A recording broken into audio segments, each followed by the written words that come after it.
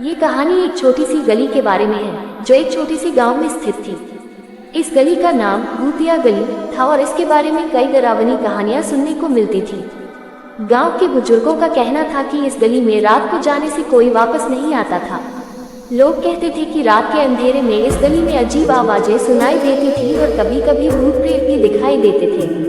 कई साल पहले इस गली में एक बड़ा हादसा हुआ था। एक परिवार जो यहाँ रहता था एक रात अचानक गायब हो गया।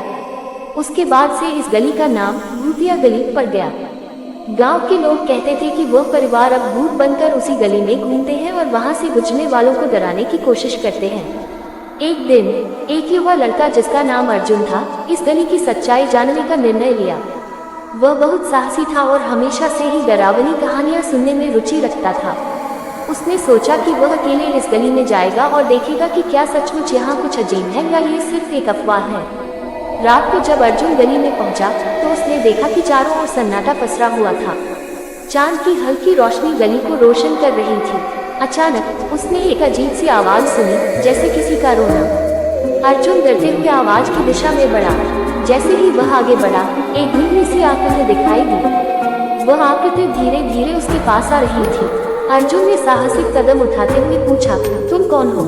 आकृति ने एक भयंकर आवाज में जवाब दिया, मैं वही हूँ जो तुमसे पहले इस गली में आया था। तुम भी अब कभी नहीं लौट पाओगे।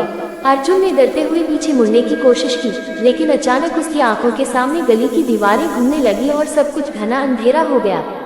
अगले दिन जब लोग गली में गए तो अर्जुन का कहीं कोई निशान नहीं मिला। गांव वालों का मानना था कि अर्जुन भी अब उसी भूतिया परिवार का हिस्सा बन चुका है जो उस गली में बुरी तरह फंसा हुआ था। अब भी रात के समय उस गली से गुजरने वाले लोग अर्जुन की आवाजें सुनते हैं और वह सबको डराने की कोशिश करता है। इस तरह भूतिया गली की कहानी आज भी गांव वालों के बीच एक डरावनी याद बनकर रह गई।